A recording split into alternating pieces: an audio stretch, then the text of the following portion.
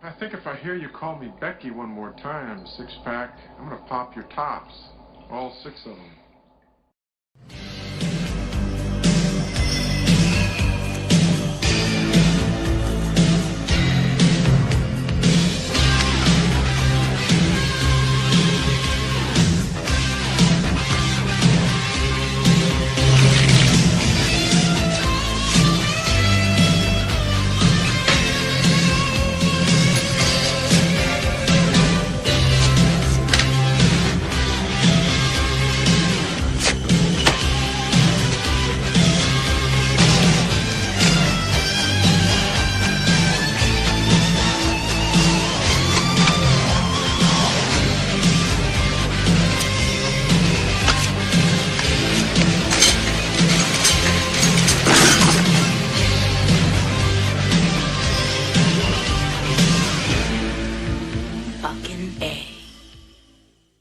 Hey, this is Matt once again. What about another review? This is a Patron review for Juan Tibbets for the 1990 film Maniac Cop 2. Now, for those interested in joining me on my Patreon, the link to that will be down below in the info box.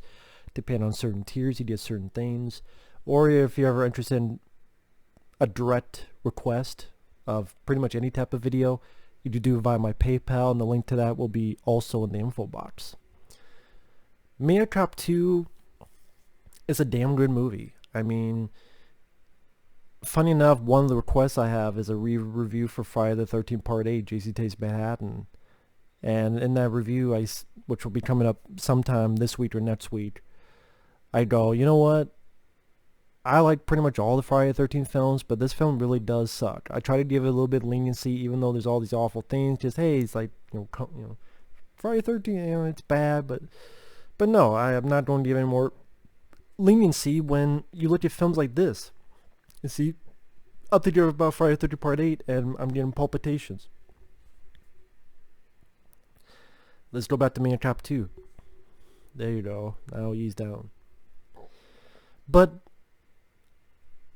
people go, well, Friday the 13th Part 8 because of the budget, it wasn't able to do all these things.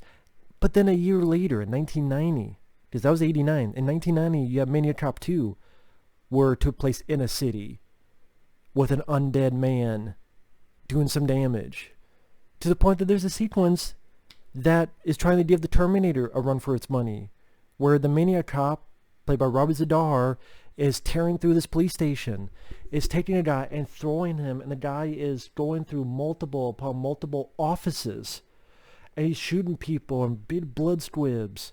You have insane stunt work, like a woman who's handcuffed to the steering wheel of the car while she's outside and is trying to get back in. And this is a real person. And this is like real dangerous stunts. In the end of the film, you have Robert Davi in the character, the Maniac Cop, on fire, fighting people, throwing people. Long instances of this person being on fire. And I mean,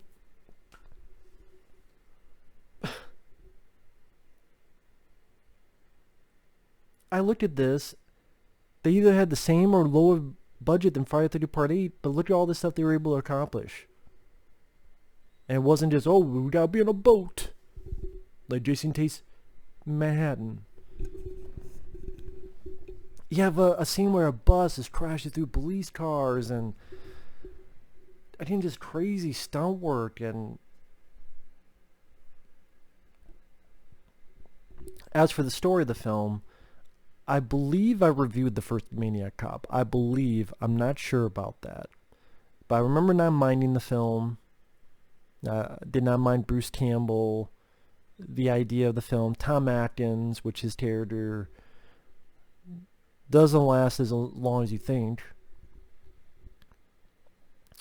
And I like the idea of the film and how people would get more paranoid about cops because of this killer cop, this Maniac Cop.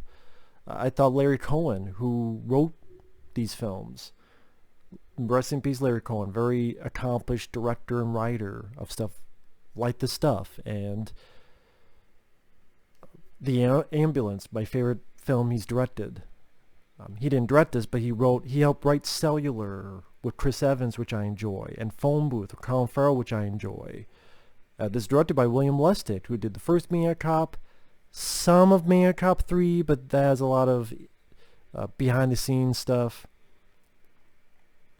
But I like all three Maniac Cop films. I would say I like the sequels more than the first one, because the sequels seem like they went even more with the stunt work and a bit more crazier with the antics of the Maniac Cop in a good way. How do I go on this without spoiling it?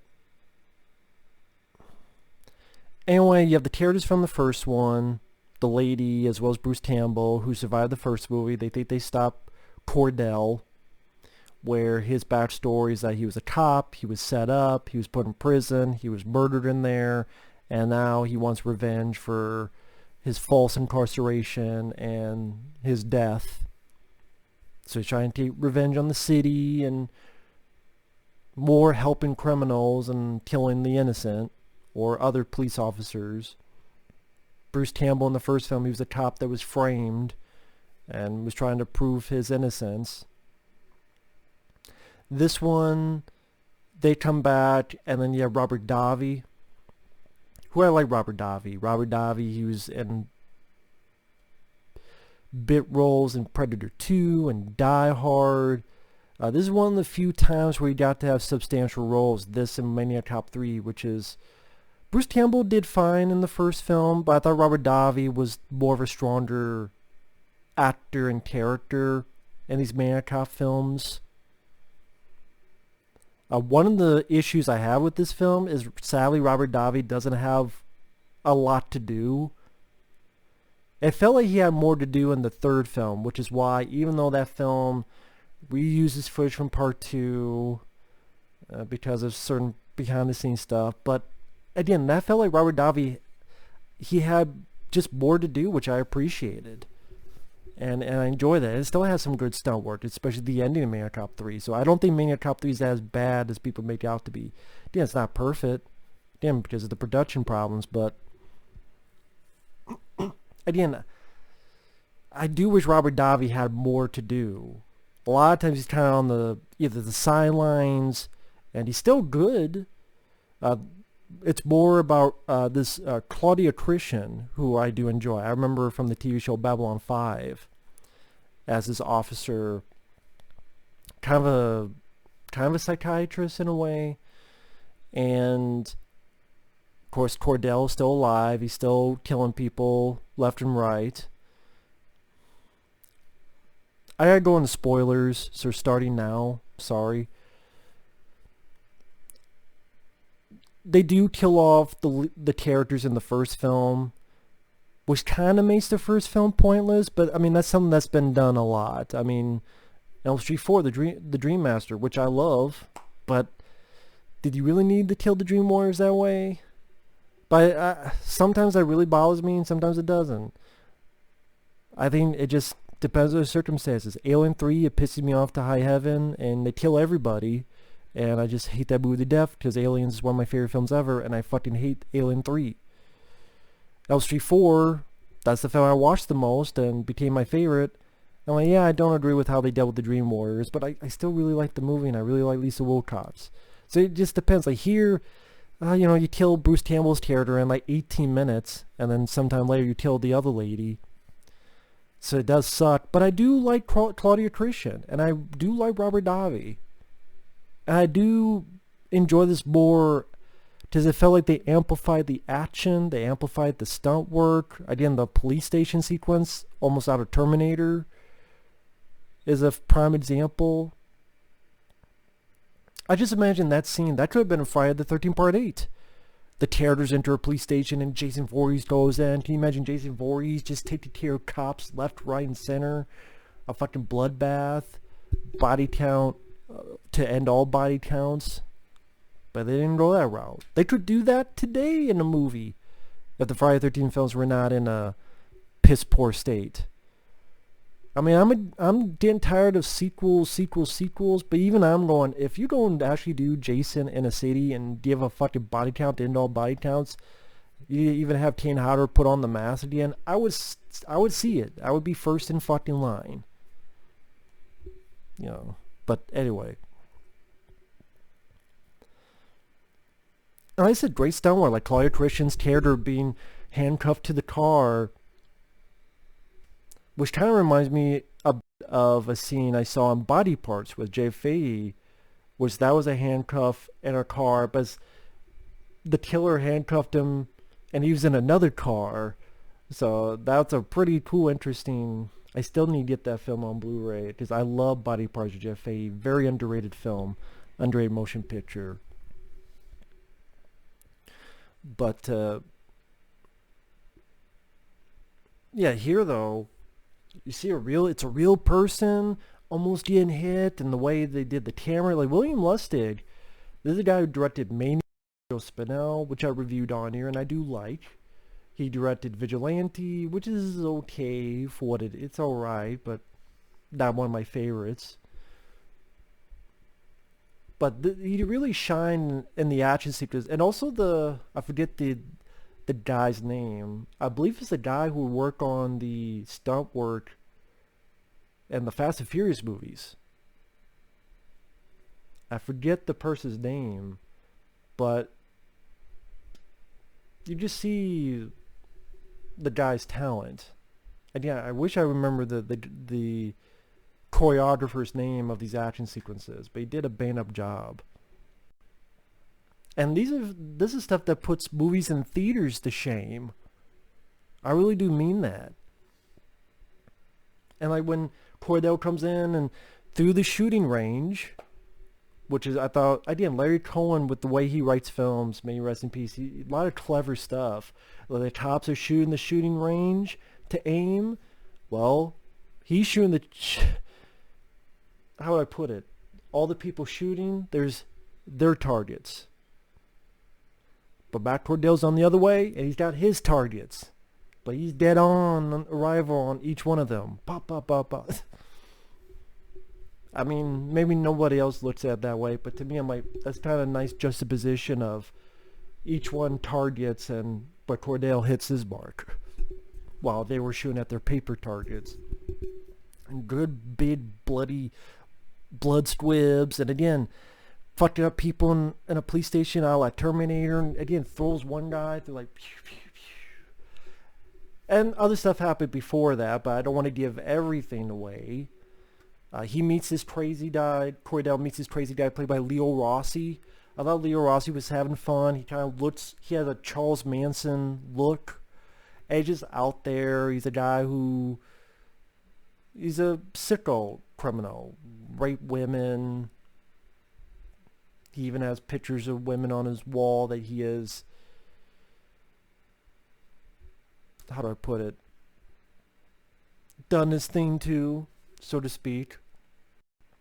And Leo Rossi, like, he almost has a friendship going on with Cordell. Again, I do wish Robert Davi just had more to do action-wise. Like, he doesn't really get into the action of it. It's more he's behind the scenes, talking with people, finding out what's going on. He's talking to the mayor. That's a dumb fucking thing to do. Like, not the mayor. I called him Mayor because he's the same actor that played Mayor Ebert in the 1998 Godzilla movie. But I think he was also in Omen 4. He's been in other movies as character actor. I forget his name. But I do remember as Mayor Ebert in the 1998 Godzilla. But it's like the police chief. And he doesn't care. Like, Robert Davi's like, that's a dumb fucking thing to do. Like Robert Davi just plays a character who doesn't give a fuck, which is part of the appeal. And then nice to see a good character actor like Robert Davi did a bit more to it. But yeah, I just wish he had some battles with Cordell. Which he did a little bit of that in Maniac Cop 3, which I appreciate. But, you know, at least some, doesn't have to be a fist fight, but, you know, shooting at the gun. Just one of the first scenes is him shooting a bad guy with a gun. It's like, he doesn't really get to do that much. At least in the finale, he could have gone Claudia Christian. They're both shooting at Cordell, or he's shooting at Cordell, and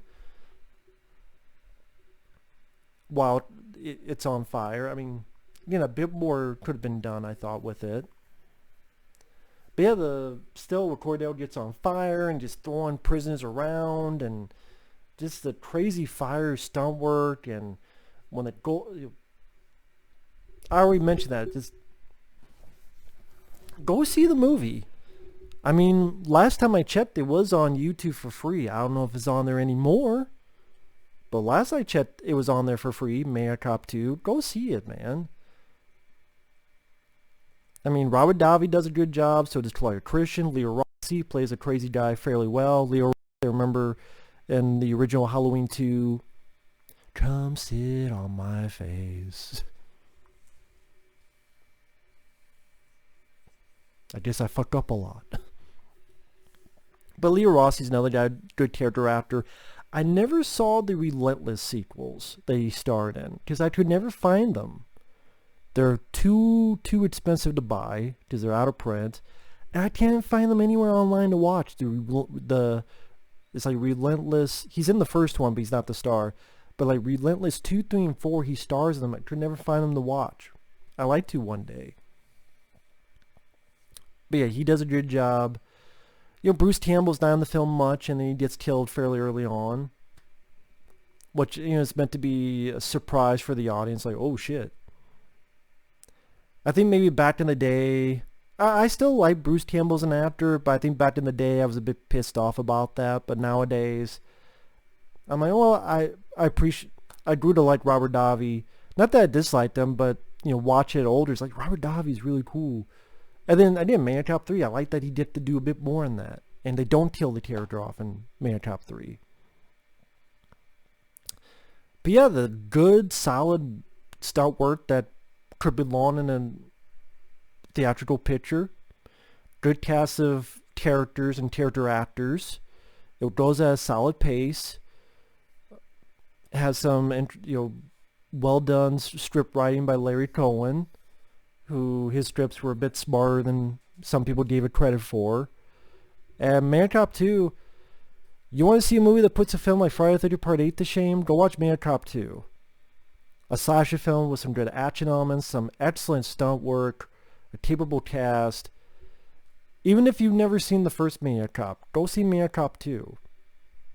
And you'll understand. You won't be too confused. So Maniac Cop 2, I think, is a pretty badass sequel. A pumped up sequel compared to the first one. And yeah, definitely check it out. But thanks for watching. Take care. And we'll see you guys later. Bye-bye.